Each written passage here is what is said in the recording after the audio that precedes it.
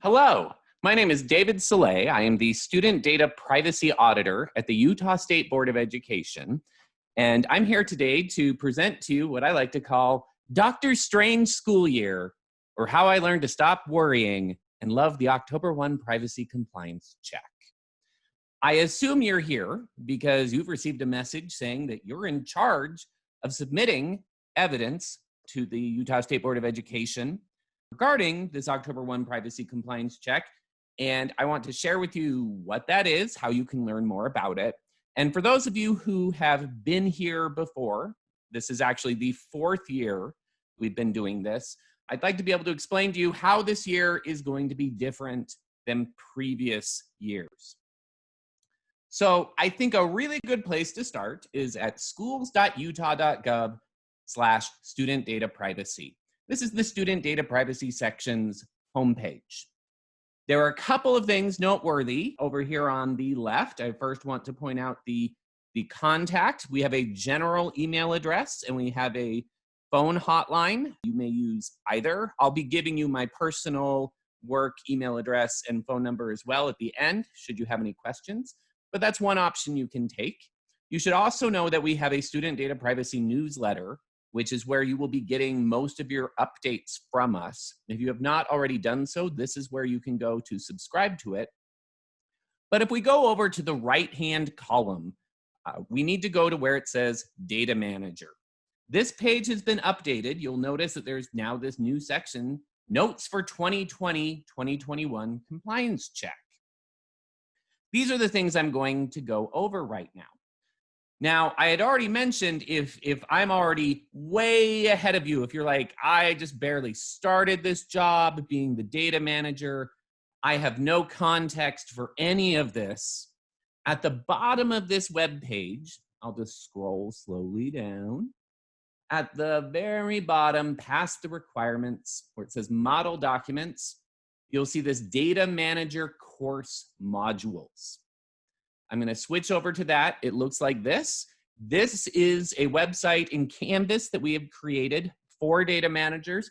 If you're brand new, if you've done it before, but it's still a little new to you or you're not sure, you can come here and we explain exactly what is the data governance plan? What is that supposed to look like? We've actually included some new modules this year as well related to some cybersecurity stuff that I'll be talking about in a moment. But if any of this, you're unsure, what is this requirement? What am I supposed to do with this? Please, please, please go to the Data Manager course. That should be your first stop for finding out what that is, how do you do it, and what exactly it is we're looking for evidence. Otherwise, many of you will be getting a link in Qualtrics to this compliance survey. And this is what I really want to walk you through. So that, again, those two things where all of the requirements, we have a list for right here on this web page. So the evidence, the resources, where in the law says that you should be sharing that or what it needs to look like. The data manager's course that goes into more depth. And then finally, the survey. This is how we're going to collect the information. So one of the first things you might notice is that there are certain documents that you should have ready to share. And the way you're mostly going to share these is these should be on your website. Federal notices, so the annual FERPA notice and directory information notice don't necessarily have to be on your website. Many LEAs put them there. So you will have the option to not necessarily share the URL. You could just share a copy of the actual document. But you will first need to find those before getting into the survey. So I'll give you a second to look for those documents. That's a video. There's no point in me giving you any longer. You can pause the video, go look for them, do what you need to do. So something important I want you to know is that there were no new requirements in federal law or state law. So if you received a pass on any of these documents last year, we don't really need to recheck it. We just say, oh, it's exactly the same as last go around. So those of you who are returning, you might have seen a document that looks exactly like this. This is our privacy compliance report. It lists every single piece of evidence we looked at last year and indicates whether you received a pass, whether it's a partial, or whether it's completely missing. We weren't able to check anything at all. Now, the majority of LEAs, I believe it's right around 85%, received a pass on all elements last year. And most received passes on some. So there's going to be very few LEAs, really just kind of brand new charter schools, where we're going to have to do a complete review. Now, I'm still going to need, because the law does say these are supposed to be on your website, you're still going to need to upload the URL. So I can still see, okay, it's definitely on your website. The other thing is, what happens if you got it checked, but since then, you have made lots of changes to the document? There could be lots of reasons for this. Maybe changes were made in order to reflect the fact that there's a pandemic going on this year, and maybe there's new data collections because of that, or new data sharing. And so you updated your data collection notice, your data governance plan. So if that happened, there will be a place elsewhere in the survey where you can indicate that, hey, we got a pass already, but we've changed things. Can you please check it again? So I'll walk through what that will look like.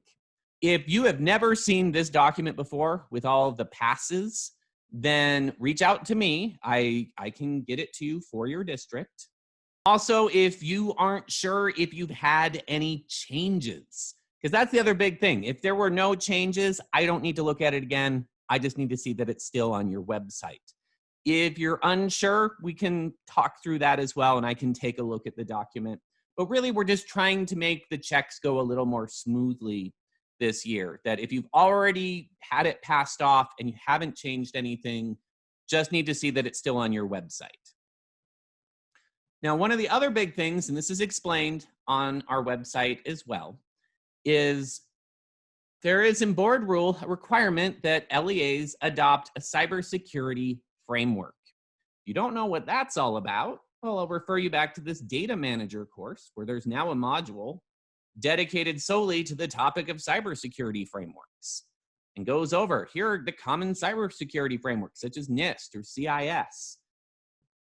List some thoughts on how you would go about adopting them, what that would look like. And I should say, frameworks are not standards. A standard would say, here is the things you have to do to meet a standard. A framework says, here are good ideas of things you should do, but you kind of got to pick and choose. You would ideally do some kind of a risk assessment and make your choice based on that.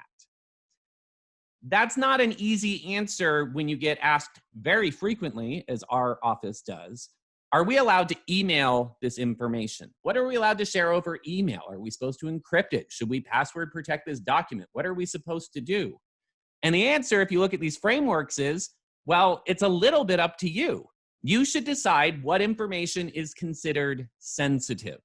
Some information will be sensitive, not all information will be sensitive. As an example, I don't think directory information should be classified as sensitive.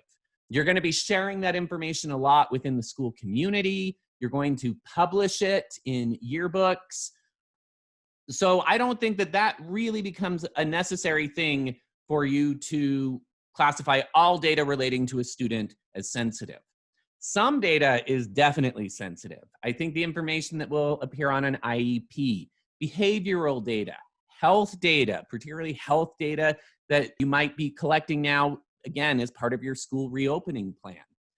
And then there's certain data in between that you may decide is sensitive, may not. But the key is, the answer to that question, am I allowed to email this, really depends on, have you decided, is it sensitive? And then if it is sensitive, these frameworks will generally tell you, you need to have some level of encryption in order to share that information. Again, the law doesn't say what that level of encryption needs to look like, doesn't prescribe any tools.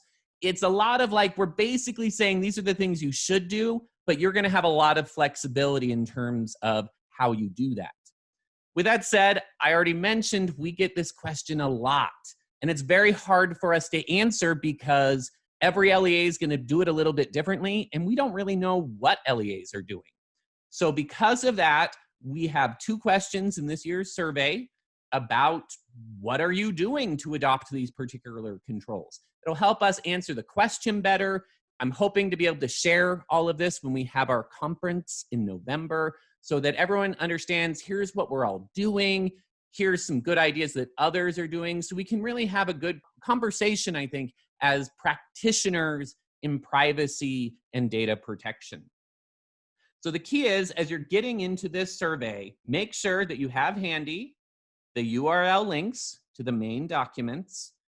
And ideally that if you have any kind of security classifications of data, or you're already using some sort of software to help encrypt information in transit, that you know what that is, and you'll get a better idea. I'm going to show you the question before you would even open the survey.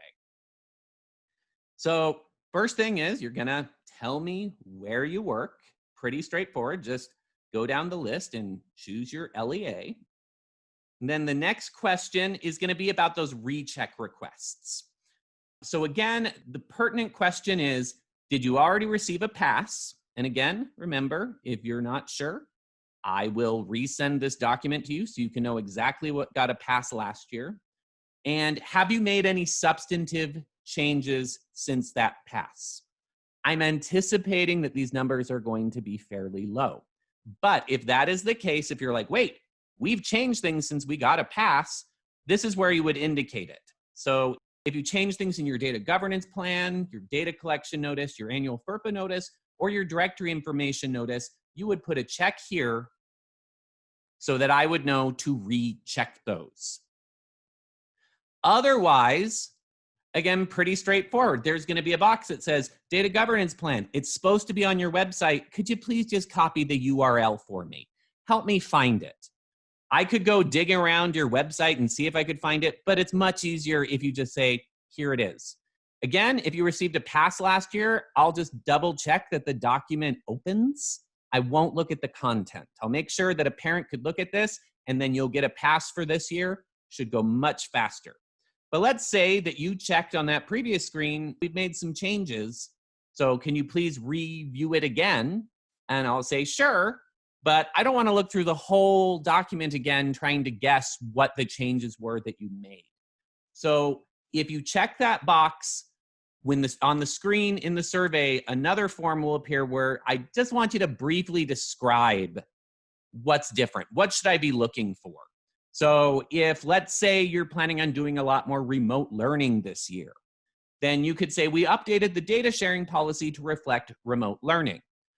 I would then know to go and look specifically for that, and that is the part I would comment on if there were any legal issues that you should be concerned with. Hopefully, that's pretty straightforward. Upload the document, regardless of whether you got a pass last year or you made changes or not. You're just going to upload the URL where it appears on your website. But if changes have since been made and you received a pass last year, just explain to me really quickly what those changes are. And it's going to be the same thing for all of these. Data collection notice, share the URL. The annual notice of FERPA rights, and again, I alluded to this, but the federal law doesn't require you to have it on your website. Most LEAs will have this notice on their website. Some might have it in the beginning of year disclosure documents. You might have it as part of the registration process. So in order to account for those kinds of ways of sharing it, you don't necessarily have to upload the URL. You are welcome to. That makes it easy in many cases. But if you don't have that on your actual website, you can click, we don't have it on our website, but we'll upload a copy. And if you do that, it will take you to this screen, and then you would just click on it and do a file upload like hopefully most of us are familiar with. Same thing for the directory information notice, but there is another option here, which is very often LEAs will combine those two documents. So the annual FERPA notice is page 1, and then page 2 is the directory information notice. If you want to save yourself, again, a little bit of extra time, you're more than welcome to click this notice is combined with the annual FERPA notice. which has been uploaded. And then I'll know just to look at that whole document that you already uploaded on the previous screen. That brings us to these cybersecurity controls questions. So these, again, are going to be framed in a way that are hopefully really quick for you to answer. So Subcontrol 13.1 relates to an inventory of sensitive information and says, quote, maintain an inventory of all sensitive information stored, processed, or transmitted by the organization's technology systems, including those located on site or at a remote service provider. If you've completed this, you'd say, yes, we've completed this. If you've started it, but it's not done, that's the second option. And if you haven't started this at all, just say, no, you haven't started it. And I want to be clear with this, with these questions about the cybersecurity, we don't really have an expectation that you've done the entire framework yet. So if you haven't begun it yet, answer honestly. We're not going to penalize you. We're not going to call your superintendent and be like, oh, why have you not begun this inventory? We're hoping to make it part of a bigger discussion and that we can get things in a good place. But if you haven't done it yet, don't worry. Just say, no, we haven't done it. That ideally will make it an even easier question to answer. But for sake of argument, let's say that we've completed it. And instead of making an open-ended answer, which can be kind of time-consuming for you to make and time-consuming for us to analyze, just put checkboxes. So give us a sense of what you've classified as sensitive. Student health information, is that sensitive? Will you only share that via encryption? What about behavioral data, incident, discipline data, special education data?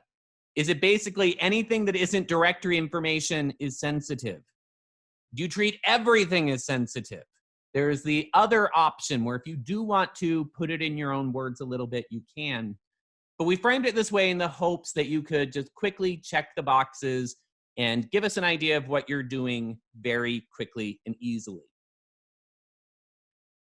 Next question, you'll notice, is similar, though this relates to CIS Subcontrol 14.4, encrypt all sensitive information in transit.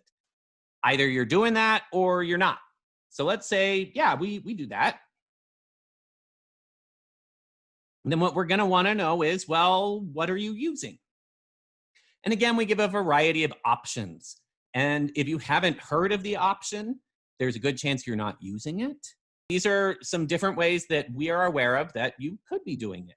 So there's encrypted email. You could be using the SMIME protocol, which is part of the G Suite for education, or there's OpenPGP as another example. You could be doing some kind of secure cloud data transfer. That would be your Google Docs or Dropbox. There's secure file transfer protocols. Those would be MoveIt. WinSCP is a free one. We are aware that some schools are using document level encryption, so you password protect the document before you share it. Another option would be some form of de-identification. So you don't share the actual sensitive records, you take enough information out, or you mask certain parts of the SSID so that nobody can tell what the full number is. If these are techniques you use, you could mention that here. Some might have policy level restrictions as well, where, in policy it says we never share this information over email. You're not allowed to. Those were just some ones that we came up with. If you have others, then you can click Other and briefly describe in the box what it is you're doing. Hopefully, that is not too invasive to understand exactly how your district is handling things, but can give us at the state a really good understanding of how schools are sharing information and what are you doing to keep it safe and secure while sharing. That, I believe, ends up being the end of the survey. I would hope that, again, if you have that preparation, if you find all of the URLs before opening the survey, you'd be able to finish this pretty quickly. And again, if there's any parts where you're like, wait, I don't remember what that thing is. And I think, for example, that this cybersecurity framework might be a new one for you. Again, you can come to our data manager course, and there will be a section on each one that walks you through, here's what this looks like. Here's some things we suggest that you could do. Here's how other LEAs have done it. Like even, I have some exemplars here where you can see different school districts, what their security plans are to give you an idea. So hopefully all of this ends up being really helpful and useful to you. Another one, and I do want to point this out, it's in the course, it's also on this web page where we have links to all of our different notices. So if you're like, oh, I don't know what a data governance plan is, you want a model one, well, you can just click here and it'll download and then open. And you can see here is the model data governance plan. A lot of LEAs have adopted this. This goes through each requirement in the law one by one and has a simple policy you can follow. All you'd have to do is this first part, insert LEA name here, put your name in, post it on your website, and you're done. I do have a new one here that relates to these questions regarding adoption of CIS controls. Actually, let me just walk you through what each of these documents is to begin with. So one is a link to the actual CIS controls website. You enter your contact information, and then you can download the PDF document that has all of the controls in them. I went ahead, again, if you don't want to do that, and we're only asking about those 2 specific controls, the exact wording of those controls is in the survey, and I already read them for you. If you really want a lot of technical information, you go to NIST. And in this case, I've also included the link for NIST Special Publication 845, Guidelines on Electronic Mail Security. This is for if you really want to know in as much detail as possible all the different kinds of technologies you could be using, what they look like. The check boxes that you saw in the survey are heavily influenced on this document. So you could refer to that. It might help you. On the other hand, you don't have to look at it. This other NIST document 860 relates to security classifications and how NIST suggests that you do that. So if you're going to look at some really in-depth documents related to the security questions we're asking, those 2 are really recommended. And we also created a template little spreadsheet you could use, and we're not asking you to share this with us, just asking you to answer the checkboxes, okay? This is a way you could organize kind of the 2. So on the left-hand column, we've got some different kinds of information. In this case, directory information, non-sensitive student information. On the top, we have columns indicating different kinds of technologies for secure sharing. And then this is a way you could fill that out and say, yes, if you're going to share directory information, that's okay over unencrypted email. But if you're sharing behavioral data, that's got to be with encrypted email. And then you can also indicate, you could change it to say, well, we're not going to use OpenPGP, but we have SMIME set up in our G Suite for Education. You might say, well, only the registrar is allowed to use Dropbox. So this is just a form you could use to help organize it. We're not asking for you to share this form just to check the boxes. But this could be, I would hope, a helpful way for you to figure out what you've got and what rules should be in place when sharing that information. Let me go back to the notes for the 2020-21 compliance check, because I went over all of them except one. So already talked about rechecking evidence that received a pass last year and how that will work, and that you can indicate that you had substantive changes since then. We already talked about the CIS controls and what resources are there and where you can learn more about them and what evidence we're looking for, just checking boxes. And also mentioned the evidence collection being via Qualtrics survey. Now, the one part that is inboard rule that we're supposed to be checking is the metadata dictionary. We haven't checked this for the last several years because the data gateway tool has not been working. And we won't be checking it this year either, largely because last spring when we went over the requirements, it was not working and we couldn't guarantee that it would be working in time for the school year. So everyone is aware, we changed the board rule to make it so you don't have to use that tool. You can use any method that meets the requirements that are listed in the law. It's supposed to list certain things about the data you have and who you're sharing it with. And we also at the same time had a lot of schools notice as they started using the Student Data Privacy Consortium's website with the Data Privacy Agreement, the DPA, they started to notice like, hey, this seems a lot like the metadata dictionary. And something we're working on is making it so that that would meet all the requirements. So that could be your metadata dictionary. We are also aware that some districts might want to create their own way of displaying this. Basically, we're just not ready for all of these things in October, but I'm hoping that we'll get more and more of them ready, and during this school year, we can talk about them, we can share some best practices, and really kind of go from there. But because it always comes up, you know, it's that question of, hey, I went to the data gateway, the metadata dictionary didn't work, and it's not going to work. We've actually decided that it's been too costly to maintain. So we're, like I mentioned before, starting to try and put all of our resources into the Student Data Privacy Consortium's website, and also allowing LEAs to have their own way of completing that. We'll talk more about that later. All you need to know for this year's compliance check is that we aren't checking it. So hopefully, even though this is kind of a strange school year, I've gone over everything you'd need to know to successfully complete the October 1 privacy compliance check this year.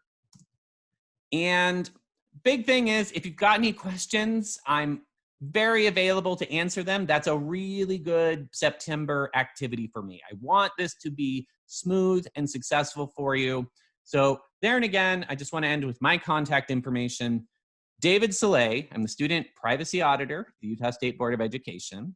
My email address, david.soleil@schools.utah.gov, or you can also call me, even though we are not currently in the office.